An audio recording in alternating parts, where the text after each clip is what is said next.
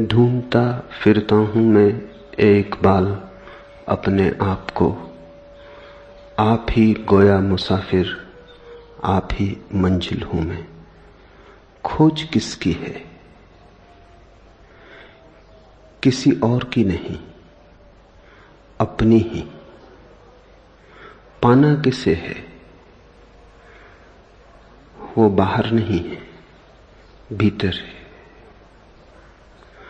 जिसे हम तलाश रहे हैं वो हमारा स्वभाव है। इसलिए यात्रा पद यात्रा नहीं है, यात्रा आत्म यात्रा है। यात्रा किसी और तक पहुंचने की नहीं है, यात्रा अपने तक ही पहुंचने की है। जो मिला ही हुआ है उसके प्रति जागना है। संपदा खोजनी नहीं है, सिर्फ आंख खोलनी है। ढूंढता फिरता हूं एक बाल अपने आप को। आप ही गोया मुसाफिर, आप ही मंजिल हूं मैं। यात्री भी तुम ही हो, यात्रा भी तुम ही हो, यात्रा का लक्ष्य और गंतव्य भी तुम ही हो। इसलिए बिना कहीं जाए भी पहुंचना हो सकता है। जहां बैठे हो वहीं बैठे बैठे भी पहुंचना हो सकता है। जरा भी बिना हिले डुले भी पहुंचना हो सकता है। और जो बाहर खोजने गए वो भटक गए। यात्रा पहले कदम से ही गलत हो गई। जिन्होंने सोचा बाहर है, पहले से ही चूक गए। कहीं जाना नहीं, अपने पास आना है। कहीं खोजना नहीं, अपने भीतर जागना है। और जिसे ये बात समझ में आ गई वो तथाकथित धर्म के जाल से मुक्त हो जाता है। और ध्यान रखना, अधर्म से मुक्त होना कठिन नहीं, धर्म से मुक्त होना कठिन है। अधर्म तो अंधेरा जैसा है, दिया जलते ही अपने आप नष्ट हो जाता है। लेकिन तथाकथित धर्म राह पर पड़ी पत्थर की चट्टानों जैसा है, सिर्फ दिए के जलने से ही दूर नहीं हो जाता। और तथाकथित धर्म का बड़ा गहरा जाल प्रत्येक व्यक्ति के पास है। तुम्हें ऐसा व्यक्ति खोजना मुश्किल होगा जो न हिंदू है, न मुसलमान है, न ईसाई है, न जैन है, न बौद्ध है, न सिख है। कोई न कोई जाल पास है। खालिस आदमी खोजना मुश्किल है, और खालिस आदमी ही स्वयं तक आ सकता है। जिसे तुमने धर्म समझा है वो तुम्हारे बाजार का ही हिस्सा है, और जिसे तुमने मंदिर समझा है वो परमात्मा के नाम की दुकान है। कुछ दिन पहले मैं एक कहानी पढ़ता था। एक गांव में एक महाकंजूस था, यहूदी या कहीं मारवाड़ी।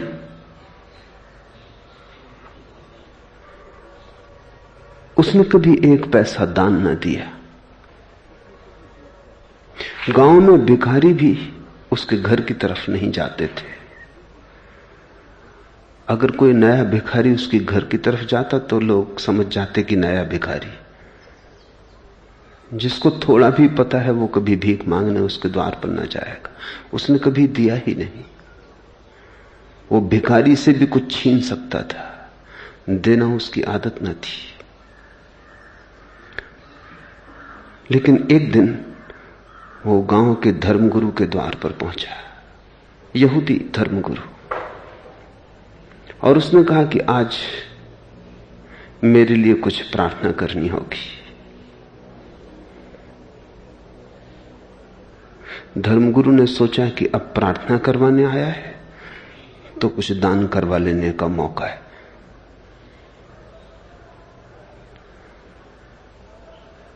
लेकिन यहूदी कंजूस भी सोच विचार के ही आया था।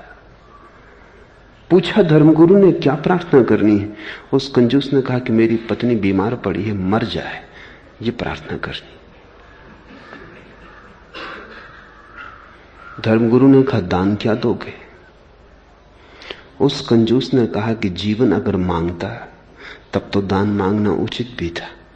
मौत मांग रहा हूं, इसके लिए भी दान देना पड़ेगा। कुछ तो संकोच करो। वो मौत मांगते संकोच नहीं कर रहा है, कुछ तो थोड़ा ख्याल करो, कुछ तो दया करो। धर्मगुरु ने देखा कि इतना आसान नहीं है मामला।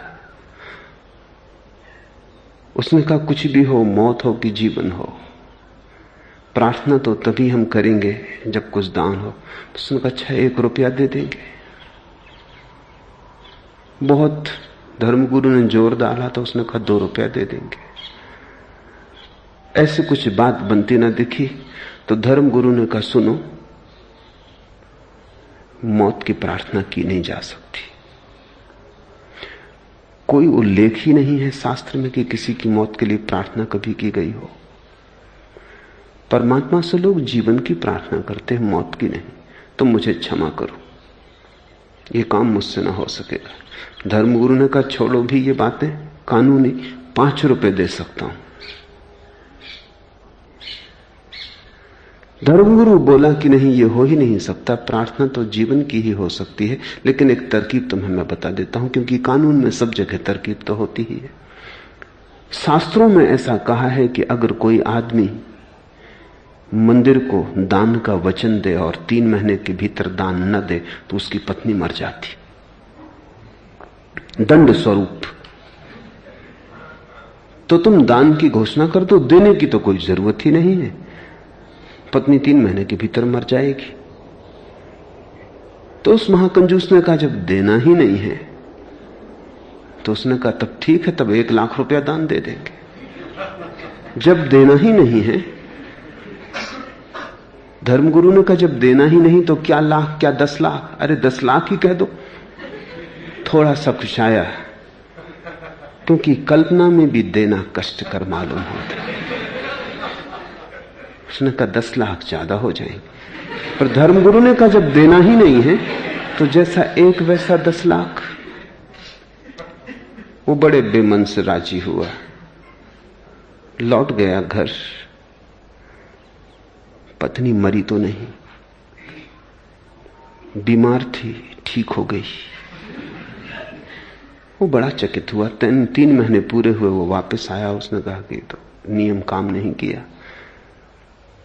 धर्मगुरु ने कहा कि देखो, शास्त्र कहता है दंड स्वरूप, एज ए पनिशमेंट, मगर तुम तो चाहते हो कि पत्नी मर जाए, इसलिए ये तुम्हें दंड तो ना होगा, ये तो पुरस्कार हो जाए। इसलिए प्रार्थना व्यर्थ गई। अगर तुम सच में ही चाहते हो पत्नी मर जाए तो तुम अब ऐसा करो कि जाके बाजार से कुछ हीरे जवाहरात खरीदो, कुछ सुंदर साड़ियां खरीदो, पत्नी को भेंट करो। पत्नी तुम्हारे प्रति इतनी प्रेम से भर जाए और तुम भी इतने प्रेम से भर जाओ कि तुम्हारे प्राण कहने लगे कि नहीं अब मत मार, हे परमात्मा अब मत मारना। तब वो मारेगा कि तभी तो दंड हो सकता, नहीं तो नियम। ये बात जची, पर उसने कहा हीरे जवाहरात मैंने कभी खरीदे नहीं।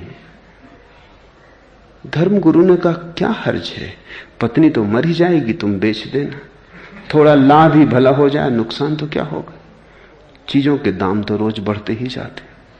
ये बात जची, वो गया। उसने हीरे जवाहरात खरीदे, साड़ियां खरीदी बहुमूल्य, कभी खरीद के घर लाया न था। पत्नी तो हैरान हो गई कि इसमें ऐसा रूपांतरण हुआ। निश्चित ही धर्मगुरु की कृपा से हुआ होगा, मंदिर गया इसीलिए हुआ होगा। उसने भी पहली दफा उसे प्रेम से देखा और पत्नी उसे इतना प्रेम करने लगी कि उस कंजूस को भी पहली दफा एहसास हुआ कि पत्नी तो बड़ी अनूठी है, मैं नाहक ही इसके मरने की प्रार्थना करता था। तो वो डरा। अब उसके मन में यह होने लगा कि कहीं मर ना जाए, और 3 महीने करीब होने के पास आ रहे थे और पत्नी बीमार पड़ गई, तो घबराया हुआ पहुंचा धर्मगुरु के पास। उसने कहा ये तो मुसीबत हो गई, नियम काम करता मालूम पड़ रहा है, पत्नी बीमार पड़ गई, अब कैसे बचाएं उसे। धर्मगुरु ने कहा कि वो जो 10 लाख दान दिया था वो दान दे दो, अब तो बचने का और कोई उपाय नहीं।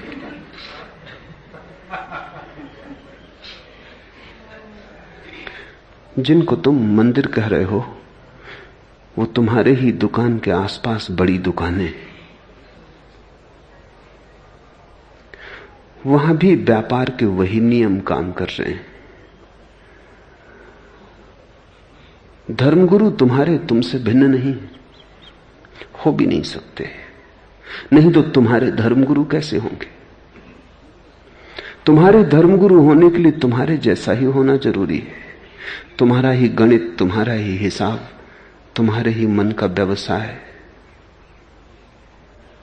तुम्हारा मंदिर तुम्हारे जैसा है। ध्यान रखना, तुम्हारा मंदिर तुम्हारा है, परमात्मा का नहीं। तुमने ही बनाया है और तुमने जो मूर्ति स्थापित की है वो तुम्हारी ही मूर्ति होगी। परमात्मा की तो मूर्ति का तुम्हें पता भी कहां है। और तुम जिस मूर्ति के सामने झुके हो वो अपनी ही धारणाओं के सामने झुकना है। परमात्मा की कोई मूर्ति बनानी जरूरी नहीं, क्योंकि वो तो तुम में मूर्तिमान हुआ है। तुम्हें कहीं बाहर झुकने का सवाल नहीं, भीतर झुकने की कला आ जाए। ध्यान रखना, किसी के सामने भी झुकने का सवाल नहीं है, बस झुकने की कला आ जाए। झुकना तुम्हारा स्वभाव बन जाए। जिस दिन भी तुम भीतर झुकोगे तुम पाओगे मंदिर के सामने खड़े हो। जिस दिन भी भीतर तुम्हारी अकड़ टूटेगी, अहंकार गिरेगा, तुम पाओगे ये चिन्मय मंदिर तो सदा से भीतर था। मैं मृण्मय मंदिरों में खोजता था, आदमी के बनाए घरों में पुकार रहा था, और जिसे मैं खोज रहा था वो मेरे भीतर सदा मौजूद था। ढूंढता फिरता हूं एक बाल अपने आप को, आप ही गोया मुसाफिर, आप ही मंजिल हूं मैं। तुम ही हो भगवान और तुम ही हो भक्त, तुम ही हो पूजा पुजारी पूज्य। और जब तक तुम्हें यह बात स्मरण ना आ जाए तब तक तुम भटकते ही रहोगे। इसलिए बुद्ध न तो परमात्मा की बात करते हैं न प्रार्थना की बात करते हैं, बुद्ध केवल ध्यान की बात करते हैं। अब प्रमाद में मत लगे रहो, काम रति का गुणगान मत करो। प्रमाद रहित व ध्यान में लगा पुरुष विपुल सुख को प्राप्त होता है। एक एक शब्द समझ लेने जैसा है। प्रमाद में मत लगे रहो। जैसे तुम जी रहे हो वो जीवन प्रमाद का है। प्रमाद का अर्थात मूर्छा का, वो जीवन तंद्रा का है। कभी कभी तुम भी जागते हो तो तुम्हें भी लगता है तुम व्यर्थ ही जी रहे हो। ऐसा आदमी खोजना मुश्किल है जिसे कभी कभी झलक ना आती हो कि मैं क्या व्यर्थ जी रहा हूं। किसी दिन सुबह उठ के ऐसा लगता हो क्या सार है इसमें। रोज उठता हूं, रोज जागता हूं, दौड़ता हूं, बाजार है, दौड़ धूप है, आपाधापी है, कमाना है, सांझ फिर सो जाना है, फिर सुबह उठाना। सुबह होती, शाम होती, उम्र यूं ही तमाम होती, लेकिन किस लिए? क्या प्रयोजन है इस सब का? एक दिन ऐसे ही दौड़ते दौड़ते राह में गिर जाऊंगा, धूल धूल से मिल जाएगी। क्या परिणाम होगा इस सब यात्रा का? और तुम कोई पहले नहीं हो। तुम जिस धूल पर चल रहे हो वो न मालूम कितने लोगों को अपने में समा चुकी। तुम जिसे रास्ता कहते हो वहां कितने लोगों का मरघट नहीं बन गया है। थोड़े गौर से अपनी चारों तरफ देखो तो दिखाई पड़ेगा आग बुझी हुई इधर, टूटी हुई तनाव उधर, क्या खबर इस मुकाम से गुजरे हैं कितने कारवां। जरा गौर से देखो अपने चारों तरफ, आग बुझी हुई इधर, टूटी हुई तनाव उधर, कितने खंडहर पड़े। कहीं आग बुझी पड़ी है, जैसे किसी ने कभी जल्दी थोड़ी ही समय पहले रोटी बनाई हो, चीजें टूटी फूटी पड़ी हैं।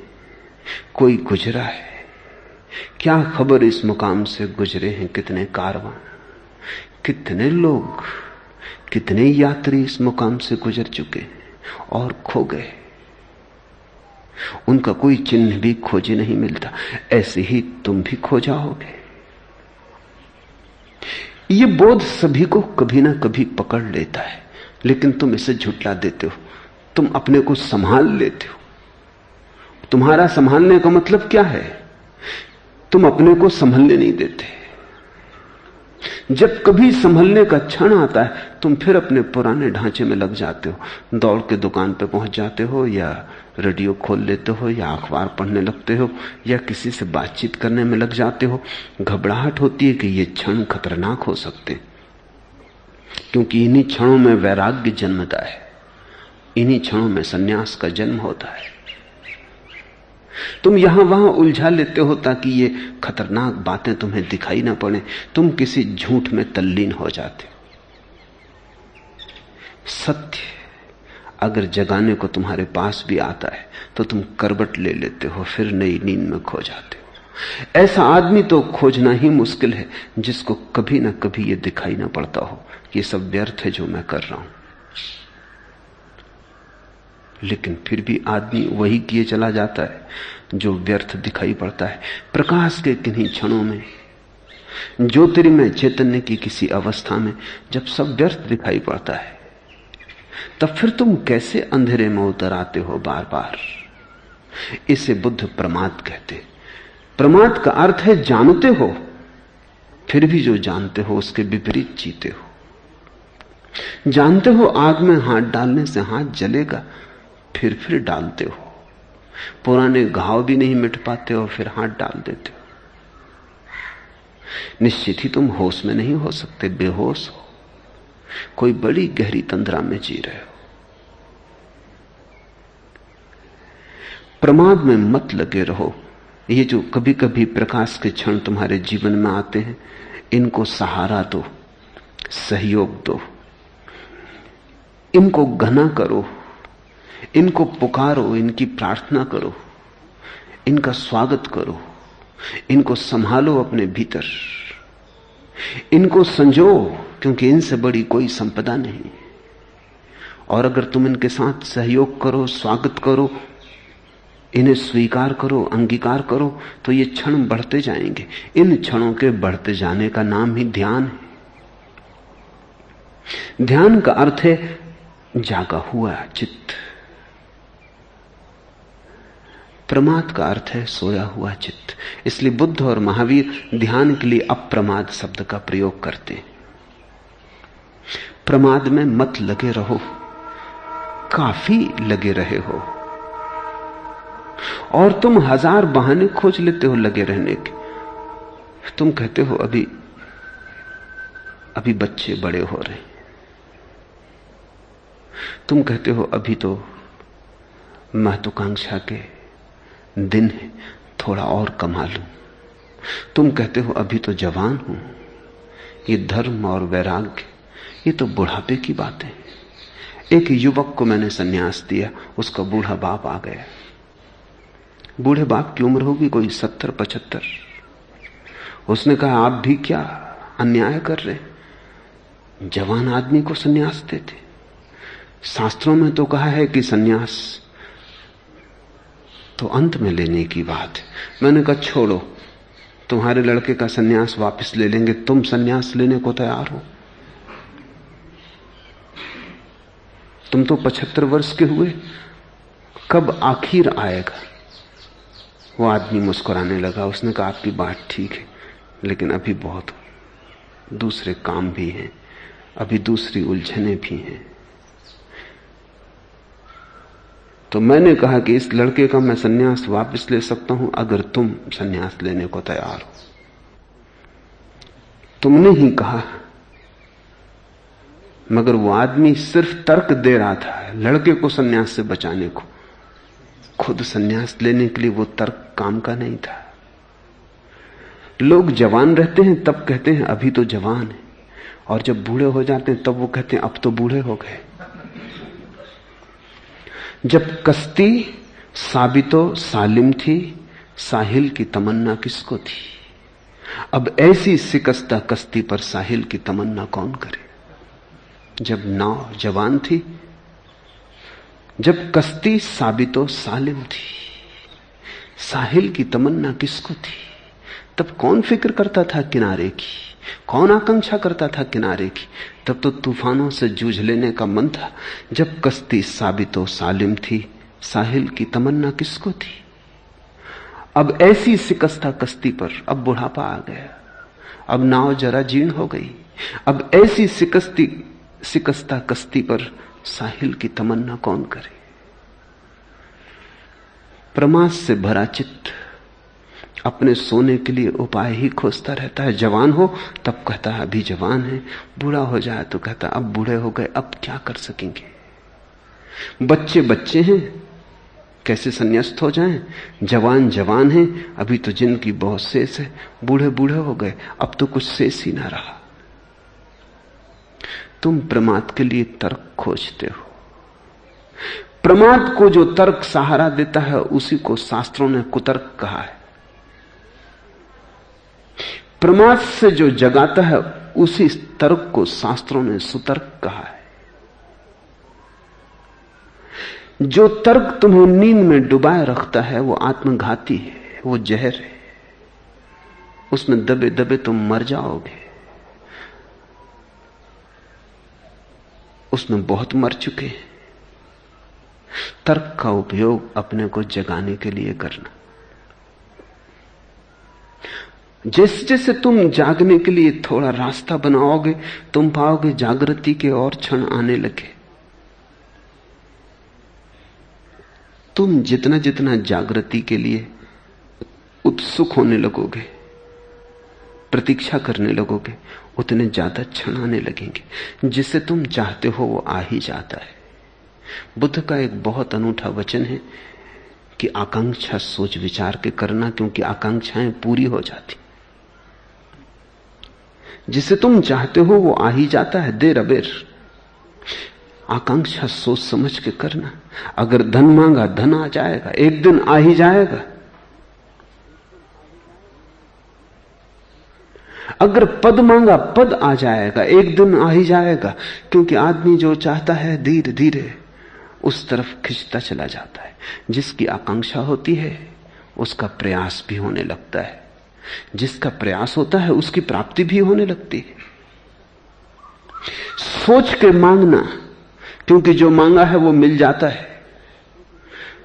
विचार के मांगना, नहीं तो पछताओगे, नहीं तो रोओगे। क्योंकि इतने दिन मांगने में गए, इतने दिन जो मांगा उसको इकट्ठा करने में गए, अब वो मिल गया और कुछ भी नहीं मिला। कुछ और मांग लिया होता। प्रमाद में मत लगे रहो। पूरी जिंदगी जिसे तुम जिंदगी कहते हो एक गहरी नींद है, जिसमें तुम करते बहुत हो, होता कुछ भी नहीं, चलते बहुत हो, पहुंचते कहीं भी नहीं, जिसमें तुम सिर्फ मरते हो, जीते नहीं। कामरति का मत गुणगान करो, मत गुणगान करो वासना का। क्योंकि जितना तुम गुणगान करते हो अपने ही गुणगान से प्रभावित होते चले जाते हो। आदमी आत्मसम्मोहन में गिरता है। तुमने कभी सोचा, तुम जिस चीज का गुणगान करते हो वही चीज तुम्हारे मन में समाने लगती। गुणगान तुम्हारा ही तुम ही को प्रभावित कर जाता है। बुद्ध और महावीर दोनों ने कहा है काम कथा मत सुनो। लेकिन काम कथा ही लोग देखते हैं, सुनते हैं। फिल्म हो कि रेडियो हो कि किताब हो कि उपन्यास हो कि कविता हो, लोग काम कथा ही सुनते और पढ़ते हैं। और फिर जब काम वासना जोर से पकड़ती है घबराते हैं। तब कहते हैं ये तो बड़ा मुश्किल है, इससे छुटकारा कैसे हो? उसी को आरोपित करते हैं, उसी को सींचते हैं, उसी को संभालते हैं। और जब संभल जाती है और जब सारे जीवन को जकड़ लेती तो फिर चिल्लाते हैं, चीखते हैं कि इससे छुटकारा कैसे हो? काम वासना वस्तुतः कुछ भी नहीं, सम्मोहन है। और जिस चीज के प्रति भी तुम सम्मोहित होते चले जाओ, सम्मोहित का अर्थ है जिसका भी तुम सुझाव अपने को देते चले जाओ, वही चीज रसपूर्ण हो जाती। रस आदमी स्वयं डालता है। रस वस्तुओं में नहीं, तुम डालते हो। इसलिए प्रत्येक संस्कृति, प्रत्येक सभ्यता अलग अलग तरह की चीजों में उत्सुक हो जाती है, पर जिसमें उत्सुक हो जाती है उसी में सौंदर्य और काम वासना का जन्म हो जाता है। हजारों संस्कृतियां जमीन पर रही, उन्होंने अलग अलग चीजों में सौंदर्य देख लिया है। जिसमें सौंदर्य देखना चाहा है वहीं दिखाई पड़ गया है। बुद्ध कहते हैं कामरति का मत गुणगान करो, रुको, सोचो, क्योंकि जिस चीज का भी तुम गुणगान करोगे तुम उस तरफ अनजाने आकर्षित होते चले जाओगे। आदमी अपनी ही बातों से प्रभावित हो जाता है। तुमने कभी देखा रास्ते में अंधेरे में किसी गले कूचे से गुजरते हो, अकेले हो, डरते हो, गीत गुनगुनाने लगते हो या सीटी बजाने लगते हो? क्या फायदा सीटी बजाने से? तुम्हारी सीटी है, कोई इससे कुछ सार तो ना हो जाएगा। लेकिन अपनी ही सीटी की आवाज सुन के हिम्मत बढ़ जाती, जैसे कि अकेले नहीं हो। गाना गुनगुनाने लगते हो, अपने ही गाने की गर्मी शरीर में आ जाती, लगता है जैसे अकेले नहीं हो।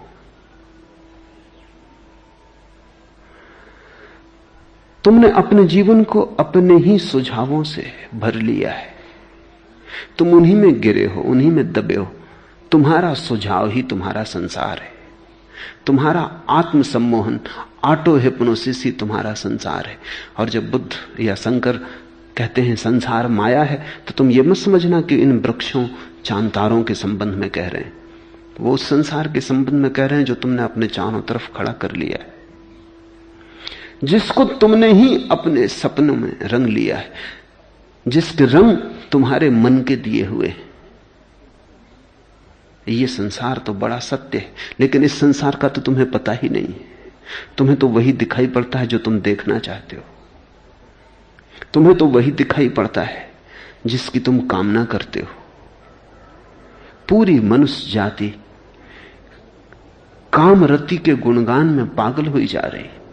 तुम्हारे कवि 100 में से 99% काम वासना का गुणगान करते, तुम्हारे उपन्यासकार काम वासना के शास्त्र लिखते, तुम्हारे फिल्म निर्माता काम वासना की फिल्में बनाते। हर चीज काम वासना के आसपास घूम रही। अगर कार भी बेचनी हो तो एक नग्न स्त्री को या सुंदर स्त्री को उसके पास खड़ा करना पड़ता। कार नहीं बिकती, सुंदर स्त्री बिकती। कुछ भी बेचना हो, दंत मंजन बेचना हो कि टूथपेस्ट बेचना हो, तो एक स्त्री के हंसते हुए दांत दिखाई पड़ने चाहिए, वो दांत बिकते। कुछ भी, छोटी सी चीज से लेकर बड़ी चीज तक, सारे बाजार में काम वासना बिकती है। और फिर तुम राम को पाना चाहते हो, मुश्किल में पड़ जाते हो, अपना ही दलदल खड़ा कर लेते हो, उसमें खुद ही उलझ गए हो। बुद्ध कहते हैं कामरति का मत गुणगान करो, क्योंकि वो गुणगान तुम्हें सुलाएगा, वो लौरी बन जाएगा और तुम प्रमाद में डूब जाओगे। अगर गुणगान ही करना है तो निर्वाण का करो, मोक्ष की चर्चा करो। अगर गुणगान ही करना है तो सत्य का करो, सपनों का नहीं।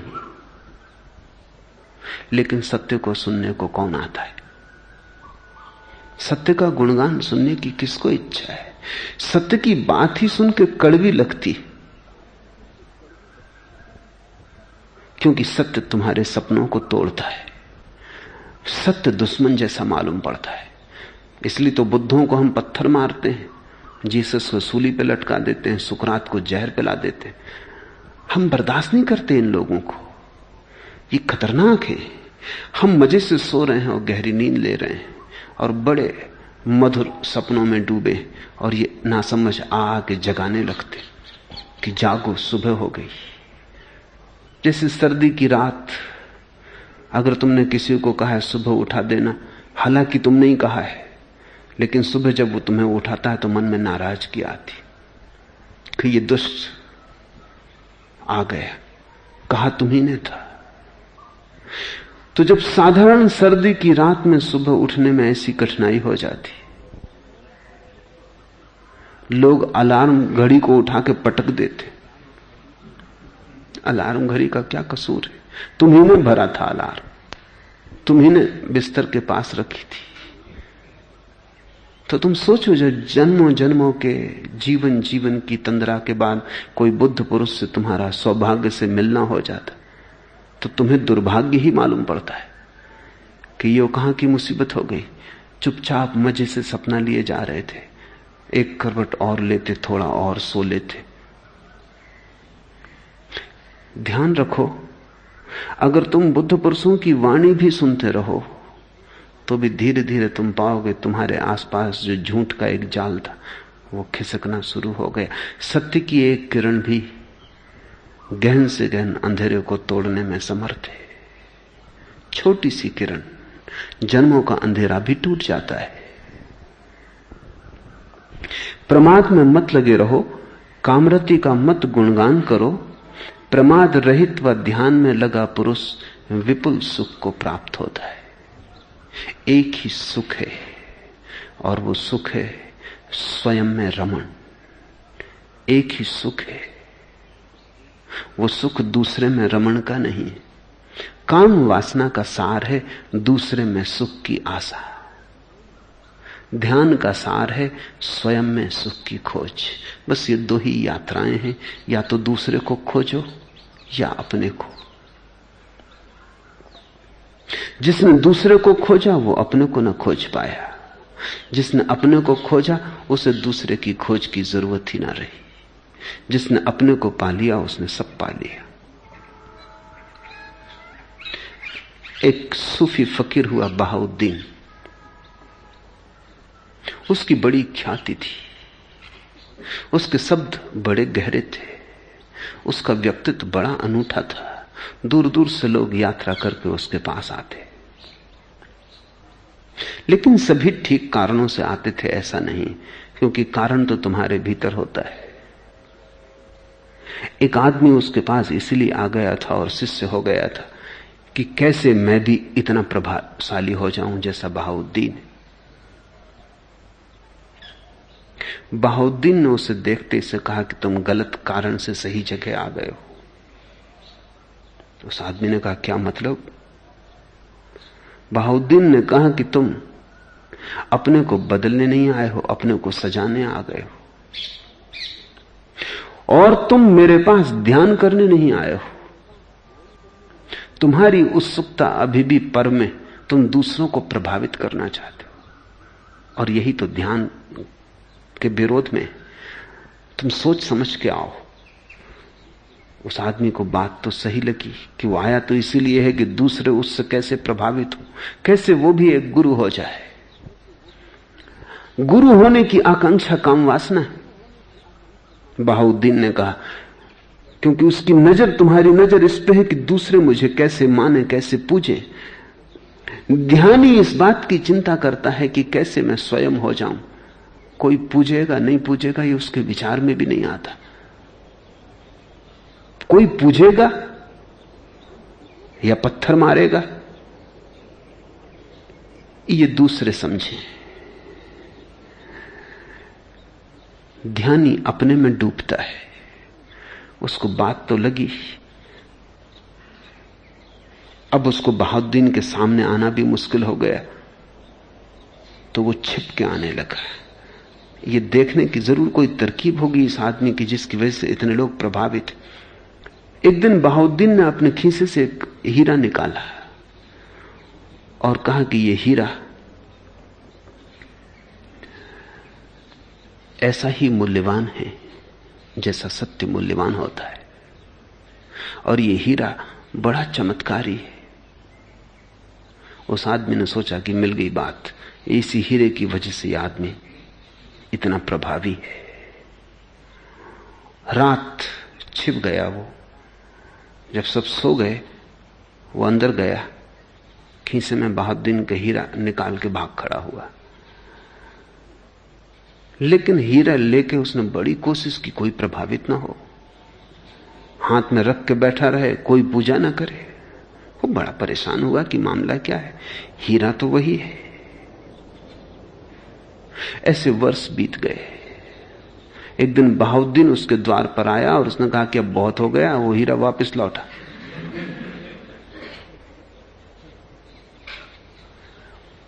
उस आदमी ने कहा, लेकिन मैं इसी हीरे के बल बड़ा प्रभाव पैदा करने की कोशिश कर रहा हूं, कोई प्रभावित ही नहीं होता, मामला क्या है? बहाउद्दीन ने कहा, जब तक तू हीरा ना हो जाए तब तक तेरे हाथ में आया हीरा भी पत्थर हो जाएगा, और तू अगर हीरा हो गया तो तेरे हाथ में आया हुआ पत्थर भी हीरा हो जाता है। तू कब तक बाहर की चीजों में परेशान रहेगा? इस हीरे में कुछ भी नहीं रखा है, तू इसे वापस लौटा दे। उस दिन जानता था कि तू छिपा है, इसलिए हीरा निकाला था ताकि तुझसे छुटकारा हो। जब तू रात निकाल के ले गया जेब से, तब भी मैं जागा था, क्योंकि योगी कहीं सोता है। इसलिए तो मुझे पता है कि हीरा कहां है, और तूने अब काफी दिन प्रयोग कर लिया, अब लौटा दे। और अब तो समझ, बाहर से नजर को भीतर हटा। हीरा मांगने नहीं आया हूं, तुझे बुलाने आया हूं कि अब तुझ में अकल आ जानी चाहिए।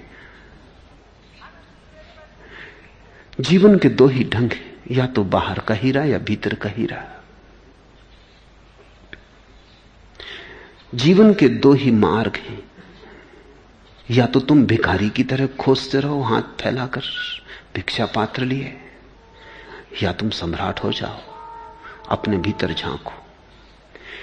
प्रमाद में मत लगे रहो, कामरति का मत गुणगान करो।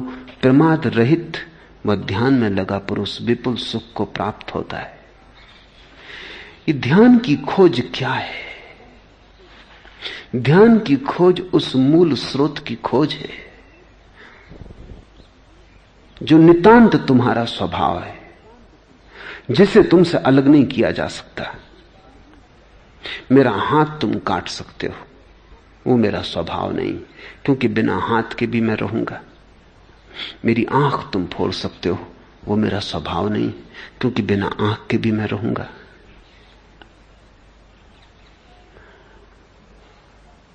योगियों ने ऐसे प्रदर्शन किए हैं जिनमें उन्होंने श्वास भी छोड़ दी और फिर भी रहे। तो श्वास भी स्वभाव नहीं है। जो भी अलग किया जा सके वो स्वभाव नहीं। जो तुमसे अलग ना किया जा सके वही तुम हो। इस मूल की खोज करनी ही ध्यान है, कि मैं उसी को पकड़ लूं जिसको कोई मुझसे छीन ना सके, जो चुराया ना जा सके, जो काटा ना जा सके, जलाया ना जा सके, मिटाया ना जा सके। मैं अकेला ही चला था जानिबे मंजिल, मगर लोग साथ आते गए और कारवां बनता गया। प्रत्येक व्यक्ति जब चला था तो अकेला ही चला था। प्रत्येक व्यक्ति जब चला था तो ऐसी ही क्षीण धारा थी जैसी गंगोत्री की, शुद्ध स्वभाव की। प्रत्येक व्यक्ति जब चला था तो सिर्फ ध्यान की तरह चला था। फिर लोग साथ आते गए और कारवां बनता गया। फिर इंद्रियां जुड़ी और शरीर जुड़ा और वासनाएं जुड़ी और काम जुड़ा और संसार जुड़ा। फिर से उसकी खोज कर लेनी है जो तुम चले थे, मूल जो तुम्हारा था। ज़ैन फकीर अपने शिष्यों को कहते हैं, अपने मूल चेहरे को खोजो, ओरिजिनल फेस। ज़ैन फकीर कहते हैं उस चेहरे को खोजो जो तुम्हारा था जब तुम्हारे मां बाप भी पैदा न हुए थे। उस मौलिक को खोजो जो सदा सदा तुम्हारा था, कभी रास्ते पर नहीं मिला था।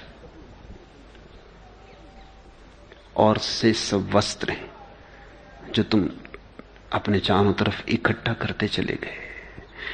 परत परत वस्त्रों की उतार डालनी है और उसको खोज लेना है जो तुम हो मूलतः, जो तुम्हारा स्वभाव है। ध्यान ऐसे ही है जैसे कोई प्याज के छिलकों को छीलता चला जाए।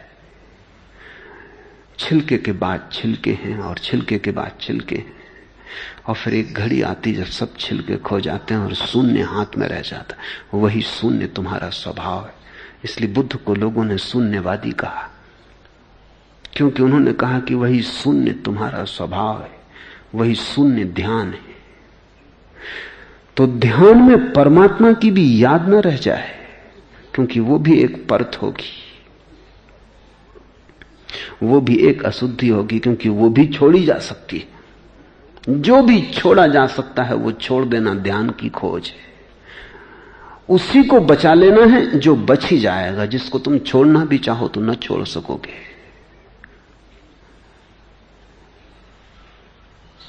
और जैसे ही कोई व्यक्ति उस मूल स्वभाव को पहुंच जाता है, आनंद की अपरसीम वर्षा हो जाती। कबीर ने कहा कि मैं नाच रहा हूं और अमृत बरस रहा है। उस शून्य की घड़ी में सब मिल जाता है, सब जो तुमने चाहा था और जो तुमने चाहा नहीं भी था, जो तुमने सोचा था और जिसे तुम सोच भी ना सकते थे, सब, कोई कमी नहीं रह जाती। संतोष तभी उपलब्ध होता है, उसके पहले संतोष सब मन को समझाना है। अपने मन को समझा लेना एक बात है कि ठीक है संतोष करो, क्योंकि लोग कहते हैं संतोष में सुख है। मैं तुमसे कहता हूं सुख में संतोष है। संतोष में क्या खाक सुख होगा, क्योंकि जो संतोष करके सोच रहा है सुख मिल जाए वो दुखी तो है ही। लोग कहते हैं कि हम तो अपनी गरीबी में ही संतोष कर रहे हैं, लेकिन गरीबी का पता है तो पीड़ा है। अमीर होने की दौड़ में उतरने का साहस भी नहीं तो संतोष कर लिया है। यह संतोष मजबूरी है, यह संतोष सुख नहीं है। इस संतोष से इतना हो सकता है कि तुम्हें बहुत दुख ना मिले लेकिन सुख ना मिलेगा। यह संतोष तुम्हें यात्रा की तकलीफ से बचा देगा, लेकिन मंजिल के आनंद को इससे तुम न पा सकोगे। मैं तुमसे कहता हूं सुख संतोष है, और सुख केवल उसी को मिलता है जिसने स्वयं को जाना। स्वयं को जानना सुख है, स्वयं में रत हो जाना महासुख है, स्वयं में ठहर जाना स्वर्ग है। उसके अतिरिक्त सब दुख है। उसके अतिरिक्त तुम कुछ भी पालो तृप्ति ना होगी, उसे पाते ही तृप्ति हो जाती। जब पंडित प्रमाद को अप्रमाद से हटा देता है, तब वह प्रज्ञारूपी प्रसाद पर चढ़कर स्वयं अशोक और धीर बना संसार की शोकाकुल प्रजा को उसी प्रकार देखता है जिस प्रकार कोई पर्वत पर चढ़कर नीचे भूमि पर खड़े लोगों को देखे। एक एक शब्द बहुमूल्य है। जब पंडित प्रमाद को अप्रमाद से हटा देता है,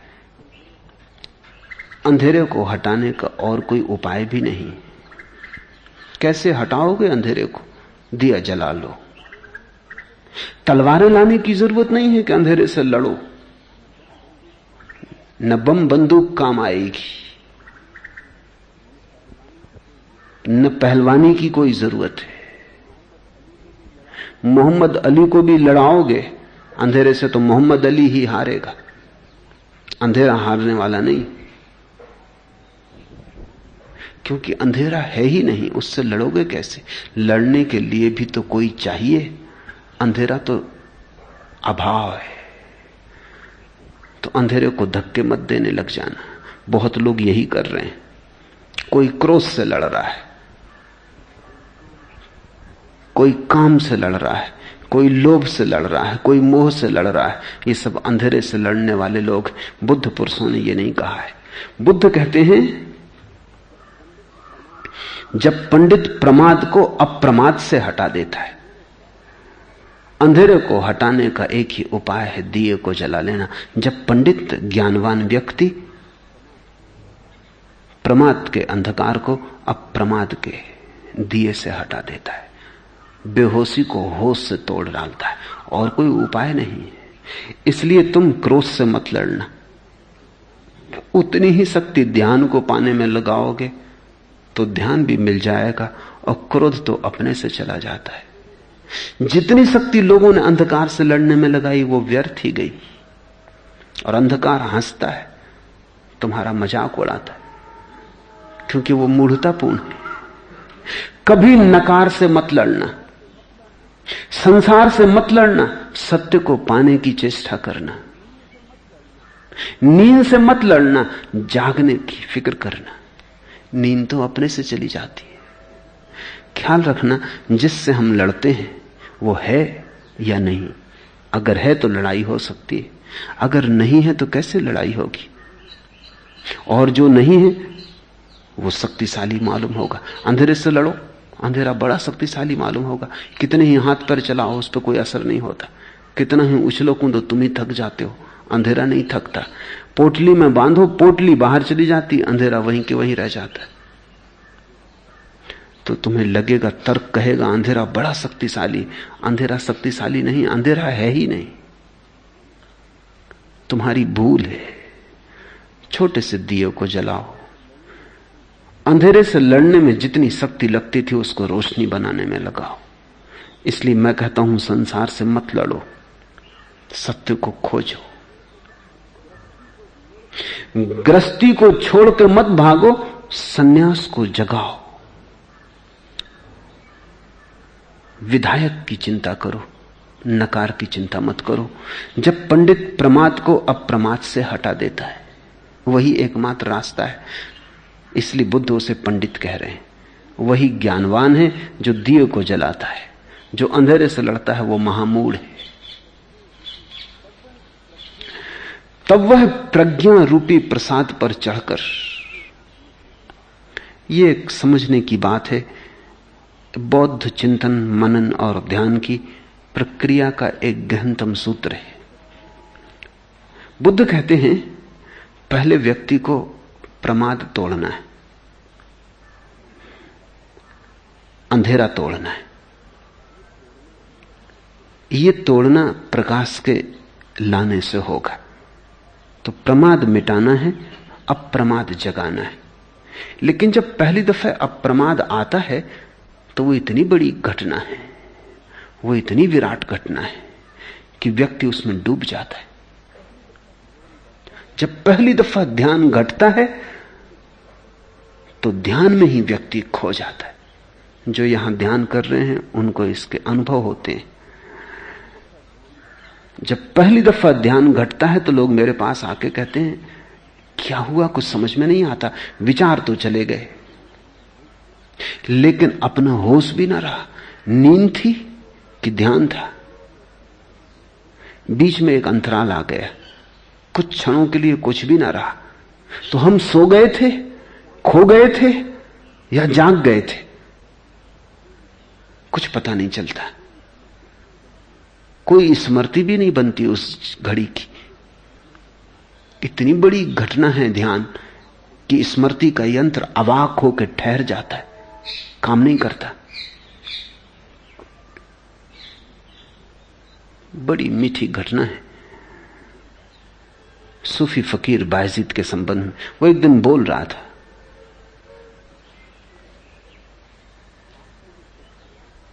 पास में ही एक घड़ियाल टंगा था। जब वो बोल रहा था तो बीच में ही घड़ियाल के घंटे बजने लगे। उसने कहा चुप। वो घड़ी चुप हो गई और वो बोलता रहा। लोग बड़े हैरान हुए। जब वो बोल चुका तब घड़ी जहां रुक गई थी, जितने घंटे बजाने बाकी रह गए थे वो उसने बजाए। लोगों ने कहा कि राज समझे नहीं, ये मामला क्या है। बायजीद ने कहा कि जब भीतर का समय रुक गया तो घड़ी न मानेगी। ऐसा हुआ हो जरूरी नहीं, पर बात महत्वपूर्ण है। भीतर की घड़ी जब रुक जाती तो बाहर की घड़ी का क्या कहना। जब ध्यान उतरता है तो समय की धारा ठहर जाती। जब ध्यान उतरता है तो स्थान का भाव खो जाता है।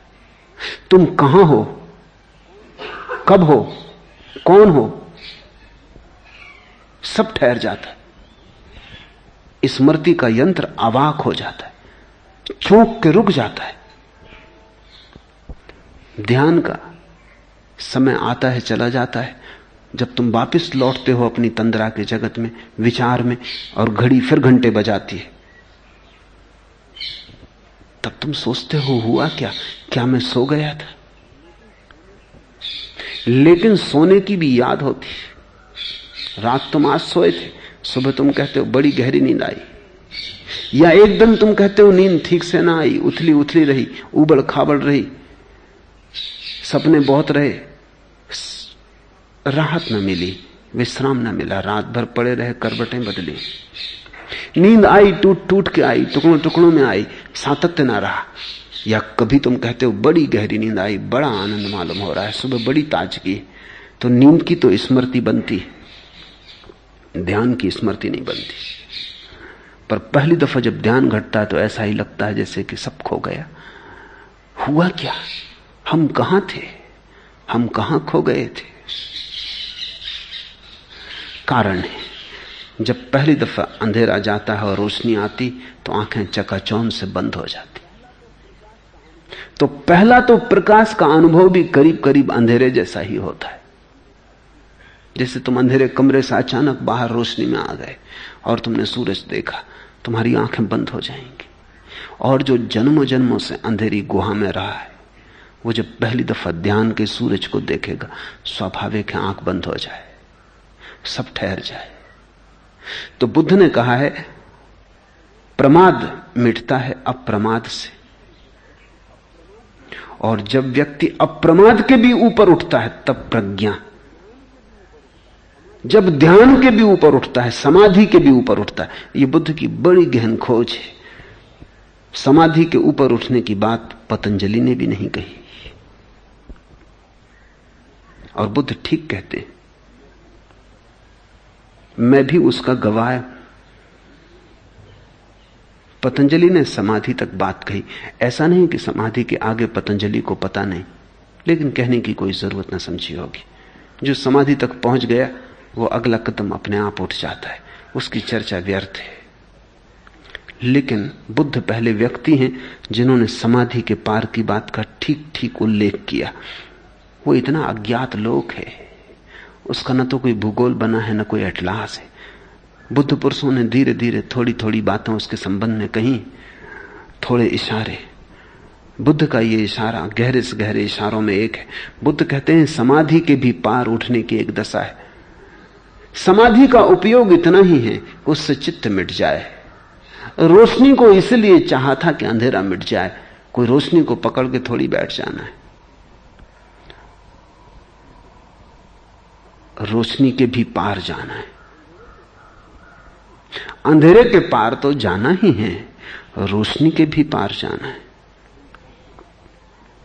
संसार के तो पार जाना ही है। संसार के विपरीत में जो तुमने सन्यास स्वीकार किया, उसके भी पार जाना है। परम सन्यासी वही है जिसका सन्यास भी विसर्जित हो गया। परम ध्यानी वही है जिसका ध्यान भी पीछे छूट गया, जो ध्यान से भी आगे निकल आया। संसार तो छोड़ा ही, स्वप्न तो छोड़े ही, जागरण को पकड़ा नहीं, वो भी छोड़ दिया। पूरा द्वंद चला गया, निर्द्वंद हुए, अद्वैत हुआ। जब पंडित प्रमाद को अप्रमाद से हटा देता है, तब वह प्रज्ञारूपी प्रसाद पर चढ़कर तब पहली दफा प्रज्ञा के शिखर पर चढ़ाई शुरू होती। स्वयं अशोक और धीर बना। अब न तो उसे कोई दुख होता न कोई सुख। ध्यान में सुख है, गैर ध्यान में दुख है। इसलिए बुद्ध ने कहा, प्रमाद रहित व ध्यान में लगा पुरुष विपुल सुख को प्राप्त होता है। लेकिन सुख भी बहुत सुख नहीं है, महासुख नहीं। जो मिला है वो कितना ही बड़ा हो, अनंत नहीं हो सकता। अनंत तो वही हो सकता है जो मिला ही नहीं कभी। अनंत तो वही हो सकता है जिसकी शुरुआत भी कभी नहीं हुई, उसी का अंत भी ना होगा। तो बुद्ध कहते हैं, प्रज्ञा रूपी प्रसाद पर चढ़कर स्वयं अशोक और धीर बना।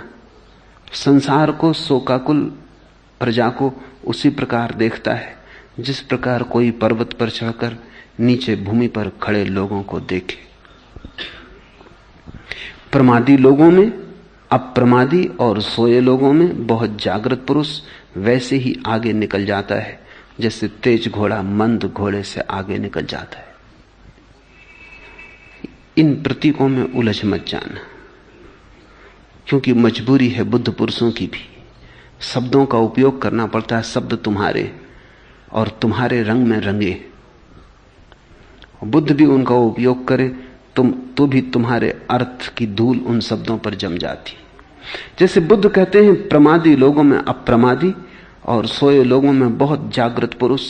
अपमत्तो पम्मतेसु सुत्तेसु बहु जागरो, जो बहुत जागा हुआ है सोए हुए लोगों में। प्रमादियों में जो अप्रमादी है वो वैसे ही आगे निकल जाता है जैसे तेज घोड़ा मंद घोड़े से आगे निकल जाता है। लेकिन ये उदाहरण ठीक नहीं, क्योंकि तेज घोड़ा और मंद घोड़ा, उनके बीच जो भेद है वो मात्रा का है, गुण का नहीं। वो डिग्री का है, क्वांटिटी का है, क्वालिटी का नहीं। लेकिन सोए और जागे आदमी में जो भेद है वो गुणात्मक है, परिमाणात्मक नहीं। सोए और जागे हुए आदमी के में जो भेद है वो आगे और पीछे का नहीं है, ऊपर और नीचे का है। जागा हुआ आदमी तुमसे जरा आगे है ऐसा नहीं, तब तो तुम दोनों एक ही तल पर हो। कोई तुमसे 10 कदम आगे है, तुम 10 कदम पीछे हो, रास्ता वही है, भेद ज्यादा नहीं है। तुम थोड़ा तेज चलो, थोड़ा मंद घोड़ा भी दौड़ ले तो पहुंच जाए। भेद मात्रा का है, लेकिन जागे और सोए व्यक्ति में मात्रा का भेद नहीं, गुण का भेद है। वो दोनों अलग तल पर है। इसलिए बुद्ध का पहला प्रतीक ठीक है कि जैसे पहाड़ पर कोई खड़ा है और नीचे जनता मैदान में खड़ी, ऐसा भेद है। दो तलों का भेद है, एक अलग ही आयाम है। और निश्चित ही जो तुमसे ऊपर है वो तुमसे आगे तो होगा ही, लेकिन जो तुमसे आगे है वो जरूरी नहीं कि तुमसे ऊपर हो। इसे ऐसा समझो कि तुम थोड़ा जानते हो, कोई विद्वान तुमसे ज्यादा जानता, वो तुमसे आगे। तुम 100 बातें जानते हो, वो 1000 बातें जानता है। फर्क मात्रा का है, 900 बातें ज्यादा जानता है। तुमने एक शास्त्र पढ़ा, उसने 1000 पढ़े, पर तुम दोनों में बुनियादी कोई भेद नहीं। फिर एक प्रज्ञा को उपलब्ध व्यक्ति है, उसमें भेद ऐसा नहीं कि तुमने एक शास्त्र पढ़ा, उसने 1000 पढ़े। ये सवाल ही नहीं है। तुम सोए, वो जागा। तुम नींद में पड़े, वो होश में। तुम अंधेरे में खड़े, वो प्रकाश में। गुण का भेद है। स्वभावता जो तुमसे ऊपर है वो तुमसे आगे तो होगा ही। इसलिए प्रज्ञावान पुरुष प्रतिभाशाली तो होगा ही, लेकिन प्रतिभाशाली पुरुष अनिवार्य रूप से प्रज्ञावान नहीं होता। तो जिन्होंने प्रज्ञा को खोजा उन्होंने प्रतिभा को तो मुफ्त पा लिया, वो तो छाया है।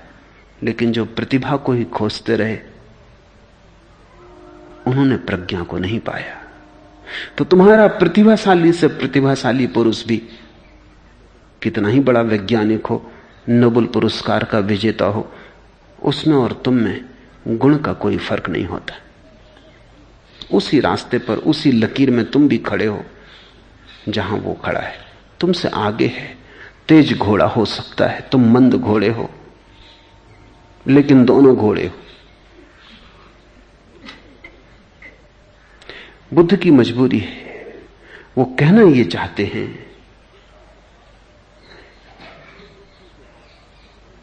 कि जिस व्यक्ति के पास जागरण की कला है उसके पास अनंत समय उपलब्ध हो जाता है उसे। तुम्हारे पास हमेशा समय कम है, तुम हमेशा समय को रोते मालूम पड़ते हो। तुमसे अगर कहो प्रार्थना करो, ध्यान करो, तुम कहते हो समय कहां। मैं कल 2 पंक्तियां पढ़ रहा था। वो कौन है जिन्हें तौबा की मिल गई फुर्सत, हमें गुनाह भी करने को जिंदगी कम है। वो कौन है जिनको प्रायश्चित करने का भी समय मिल गया, हमको तो पाप करने के लिए भी जिंदगी कम मालूम पड़ रही। प्रायश्चित। वो कौन है जिन्हें तौबा की मिल गई फुर्सत, हमें गुनाह भी करने को जिंदगी कम है। इतने धीमे तुम चल रहे हो, चलना कहना ठीक नहीं, तुम घसीट रहे हो,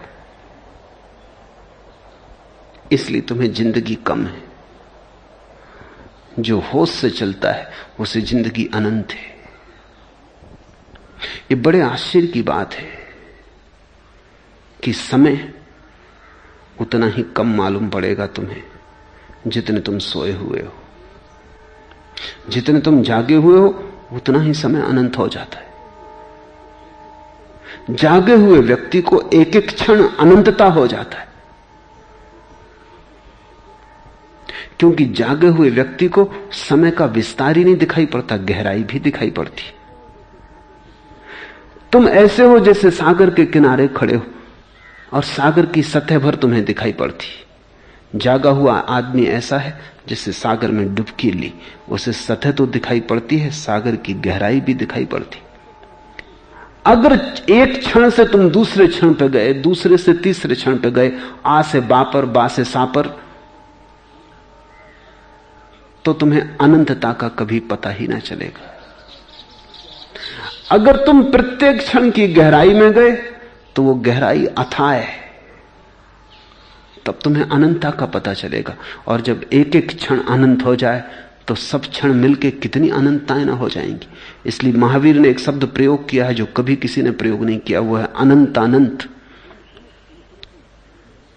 इन्फिनिट इन्फिनिटीज। वेद और उपनिषद एक ही अनंत की बात करते हैं। वो कहते हैं परमात्मा अनंत है, महावीर कहते हैं मोक्ष अनंतानंत है, क्योंकि प्रत्येक चीज 2 दिशाओं में अनंत है, फैलाव में और गहराई में। और इसलिए अंतिम हिसाब में अनंत गुणित अनंत बड़ा विस्तार है। लेकिन होश जितना बढ़ता जाए उतना ही विस्तार बढ़ता चला जाता है।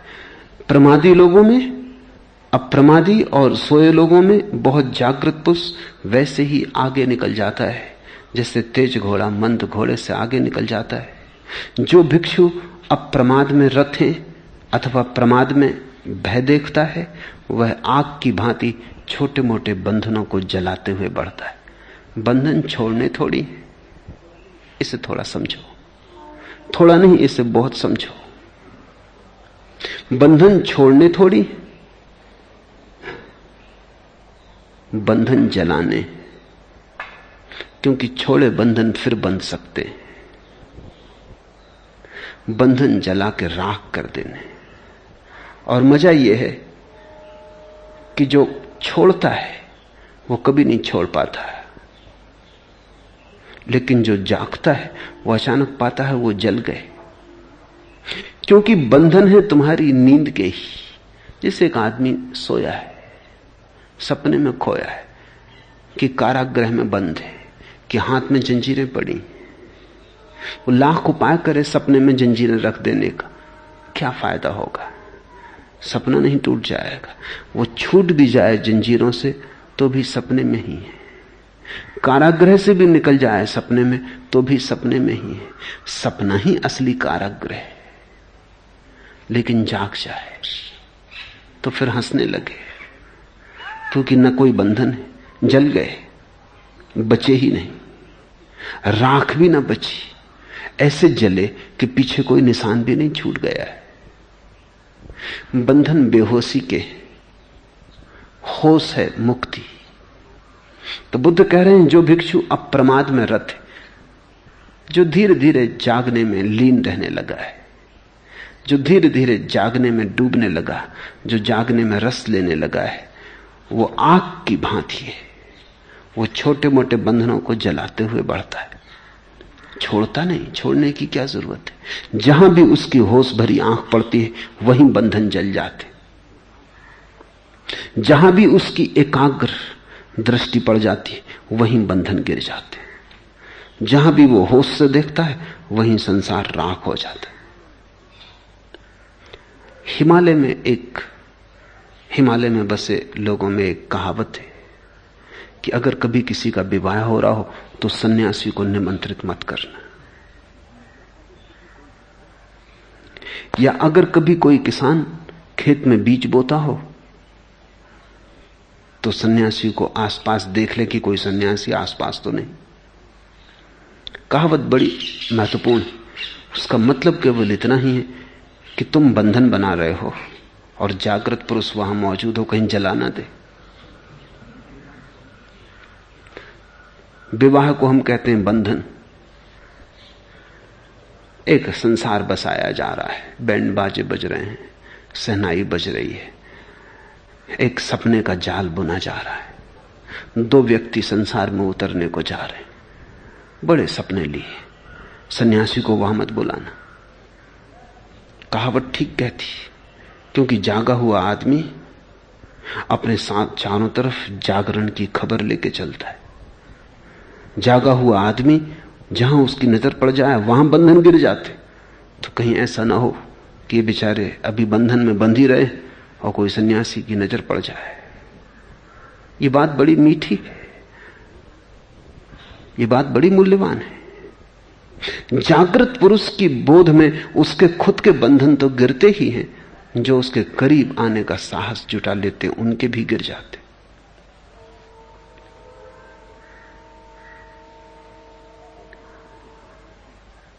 सूफी फकीर हुआ हफीज, महाकवि भी हुआ। उसने गीत लिखा। गीत ऐसा लगता है अपनी प्रेयसी के लिए लिखा है। गीत में उसने कहा कि तेरी दाढ़ी पर जो तिल का निशान है उसके लिए मन होता है बुखारा दे दूं कि समरकंद। समरकंद और बुखारा का मालिक उस समय था तैमूर लंग। वो बहुत नाराज हो गया जब उसके कान में गीत पड़ा कि ये कौन है, मालिक मैं हूं, ये देने वाला कौन। उसने हफीज को पकड़वा बुलाया। उसने कहा कि हद हो गई। पहली तो बात ये कि किसी स्त्री के दाढ़ी पर तिल है, ये इस योग्य नहीं कि तुम बुखारा और समरकंद दे दो। फिर दूसरी बात यह कि पहले यह भी तो पक्का कर लो कि बुखारा समरकंद तुम्हारे बाप के हैं जो तुम दे रहे। ये मेरे हैं, मैं भी जिंदा हूं, तुमने मुझसे पूछे बिना ये कविता कैसे लिखी। हफीज हंसने लगा इस मूढ़ता पर। उसने कहा सुनो, पहले तो जिसके तिल की बात है बुखारा समरकंद उसी के, तुम नाहक बीच में उपद्रव कर रहे हो। तुम आज हो कल न रहोगे। जिसके तिल की बात है बुखारा समरकंद उसी के। वो तो परमात्मा की बात कर रहा है। सूफी फकीर परमात्मा को प्रेसी के रूप में बात करते हैं। और फिर दूसरी बात, उसी की चीज उसी को लौटा देने में क्या लगता। न बुखारा समरकंद तुम्हारे हैं न मेरे, वो मुझे भी पता है, मगर जिसके उसी को मैं लौटा रहा हूं, तुम बाधा डाल रहे हो, देखो पीछे पछताओगे। और हफीज ने कहा, सुनो, मैं गरीब आदमी हूं, लेकिन मेरा दिल तो देखो, कुछ मेरे पास नहीं बुखारा समरकंद दे दी, तुम्हारे पास सब है, अपनी कृपणता तो देखो। हफीज की ऐसी बात सुन के कहते हैं तैमूर लंग भी हंसने लगा, अन्यथा वो हंसने वाला आदमी ना था।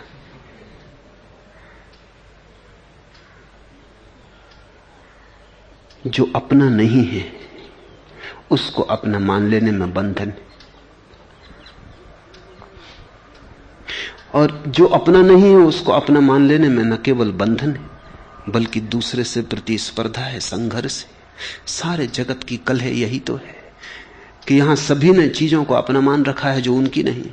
असली मालिक तो चुप है,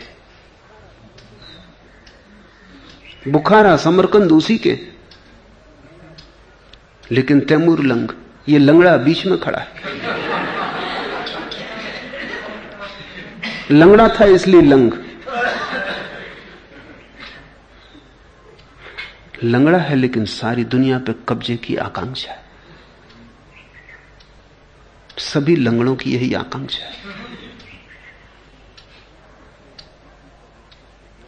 ये परमात्मा की चीज भी परमात्मा को देने में इसको कष्ट हो रहा है। देना भी कहां है, उसकी ही है। ये तो एक बात थी, कहने का एक ढंग था, एक लहजा था।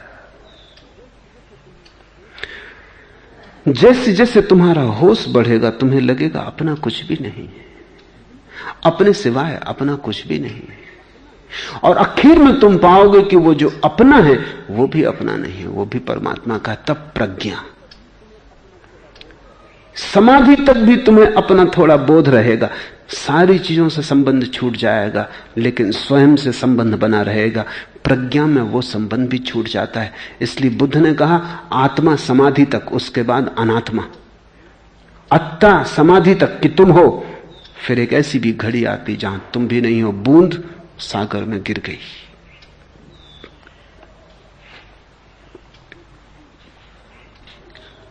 जो भिक्षु अप्रमाद में रत है वो आग की भांति छोटे मोटे बंधनों को जलाता हुआ बढ़ता है। जो भिक्षु अप्रमाद में रत है अथवा प्रमाद में भय देखता है उसका पतन होना संभव नहीं, वह तो निर्वाण के समीप पहुंचा हुआ है। लेकिन ध्यान रखना, समीप। बुद्ध एक एक शब्द के संबंध में बहुत बहुत हिसाब से बोलते हैं। अप्रमाद सिर्फ समीप है, जब अप्रमाद भी छूट जाएगा तब निर्वाण। बेहोशी तो जाएगी ही, होश भी चला जाएगा, क्योंकि बेहोशी और होश दोनों एक ही सिक्के के दो पहलू हैं। पराया तो छूटेगा ही, स्वयं का होना भी छूट जाएगा, क्योंकि पराया और स्वयं दोनों भी एक सिक्के के दो पहलू हैं। तू तो मिटेगा ही, मैं भी मिट जाएगा, क्योंकि मैं और तू एक ही चर्चा के दो हिस्से, एक ही संवाद के दो छोर हैं। लेकिन जो अप्रमाद में रत है उसका कोई पतन नहीं होता। ऐसे ही जैसे दिया हाथ में हो तो तुम टकराते नहीं। घर में अंधेरा हो और तुम अंधेरे में चलो तो कभी कुर्सी से, कभी मेज से, कभी दीवार से टकराते हो। हाथ में दिया हो फिर टकराना कैसा? फिर तुम्हें राह दिखाई पड़ती। असली सवाल राह का खोज लेना नहीं है, असली सवाल हाथ में दिए का होना है। इसलिए बुद्ध का आखिरी वचन जो उन्होंने इस पृथ्वी पर अंतिम शब्द कहे, आनंद ने पूछा हम क्या करेंगे? तुम जाते हो, तुम्हारे रहते हम कुछ न कर पाए। दिन और रात हमने बेहोशी में गंवा दी, तुम्हें सुना और समझ ना पाए। तुमने जगाया और हम जागे नहीं। अब तुम जाते हो, अब हमारा क्या होगा? बुद्ध ने कहा, इस बात को सूत्र की तरह याद रखना, क्योंकि मैं तुम्हारे काम नहीं पड़ सकता। अप दीपो भव, तुम अपने दिए बनो, क्योंकि वही काम पड़ सकता है। अप्रमाद यानी अप दीपो भव, अपने दिए बनो, जागो, होश पूर्वक जियो। संसार यही है, जो बेहोशी में जीता है वो माया में, जो होश में जीता है वो ब्रह्म में। जीने की शैली बदल जाती है, जीने की जगह थोड़ी बदलती। यही है सब, यही वृक्ष, यही पौधे, यही पक्षी, यही झरने। तुम बदल जाओगे, लेकिन जब दृष्टि बदल जाती है तो सब सृष्टि बदल जाती है। आज इतना ही।